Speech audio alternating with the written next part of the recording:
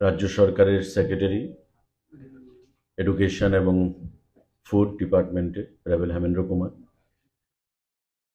যারা আপনারা এখানে উপস্থিত হয়েছেন আমাদের তাৎক্ষণিক ডাকে, সবাইকে নমস্কার জানাই এবং ধন্যবাদ জানাই। খুব ছোট এই সাংবাদিক বৈঠক, কোনো দপ্তরের বিষয়ে নয়,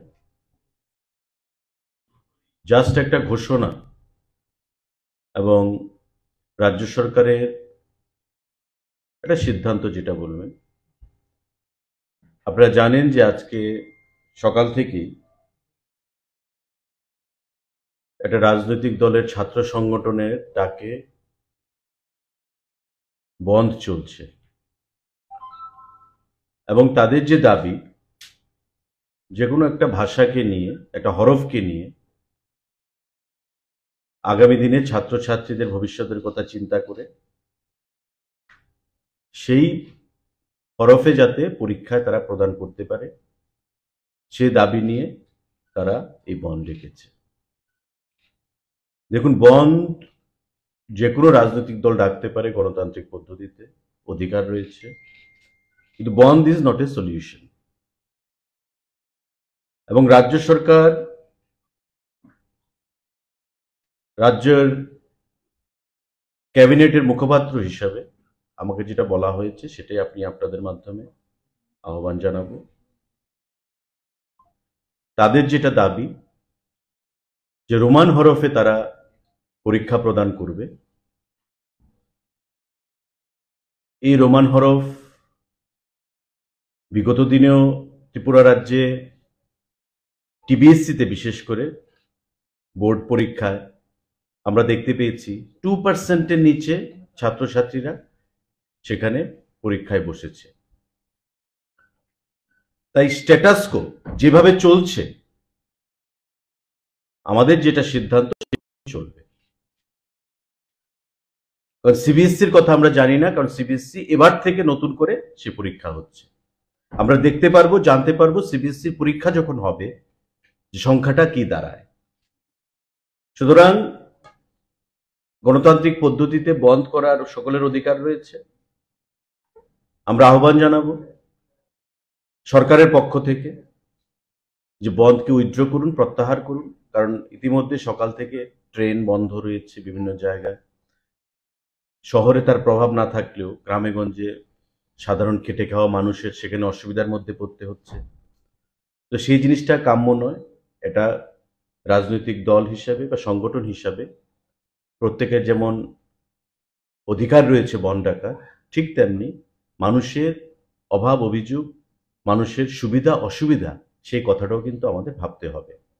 একটা দায়িত্ববান রেসপন্সিবল পলিটিক্যাল দল হিসাবে, সংগঠন হিসাবে আমরা আহ্বান জানাবো, let the strike be called off. যেভাবে চলছে স্ট্যাটাসকো সেটা মেনটেন হবে। যেভাবে চলছে দুভাবেই পরীক্ষা দেওয়ার সেখানে প্রভিশন রয়েছে, রোমানেও রয়েছে এবং বাংলাতেও রয়েছে, সেভাবে পরীক্ষা হবে। এবং বিধানসভায় বিগত অধিবেশনে বা তার আগের বাজেট সেশনে এই ইস্যুটা নিয়ে মাননীয় মুখ্যমন্ত্রীর দৃষ্টি আকর্ষণ করা হয়েছিল এবং বিভিন্ন অ্যাঙ্গেল থেকে মাননীয় মুখ্যমন্ত্রীর কাছে এই বিষয়টা নিয়ে তার দৃষ্টি আকর্ষণ করা হয়। এবং মাননীয় মুখ্যমন্ত্রীও রাজ্যের ছাত্র ছাত্রীদের ভবিষ্যৎ নিয়ে অত্যন্ত সিরিয়াস, আস্থাশীল, শ্রদ্ধাশীল এবং উনি কেন্দ্রীয় সিবিএসসির চেয়ারম্যানের কাছেও ব্যক্তিগতভাবে গত বিধানসভার অধিবেশনের পর চিঠি লিখেছেন, কিন্তু এখন পর্যন্ত কোনো রেসপন্স সেখান থেকে আসেনি। সেই রেসপন্স ইজ এওয়েটেড। আমরা রেসপন্সের অপেক্ষা করছি। মাননীয় মুখ্যমন্ত্রী সেখানে অপেক্ষা করছেন সিবিএসসি কি রেসপন্স দেয়, সেখান থেকে আসেনি। তো স্বাভাবিকভাবেই স্ট্যাটাসকো মেনটেন চলবে। আমাদের যেটা ঘোষণা, যেভাবে আগে ছিল সেভাবে দু ভাষাতেই যদি কেউ পরীক্ষা দিতে চায় সেটা দিতে পারবে। এবং যেটা আমি বলেছি যে Tripura board of secondary education টিবিএসসিতে দেখা গেছে বিগত কয়েক বছরের যদি ডাটা আপনারা দেখেন যে পরীক্ষার্থীর সংখ্যা কত রোমানে, সেটা ইট ইজ বিলো 2%, 1.7%, 1.85% এইভাবে সেখানে দাঁড়ায়।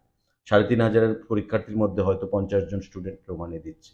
তো আমরা প্রতি ভাষার প্রতি শ্রদ্ধাশীল, আমরা প্রতি ভাষাকে সম্মান জানাই, আমাদের মুখ্যমন্ত্রী প্রতি ভাষাকেই সম্মান জানান।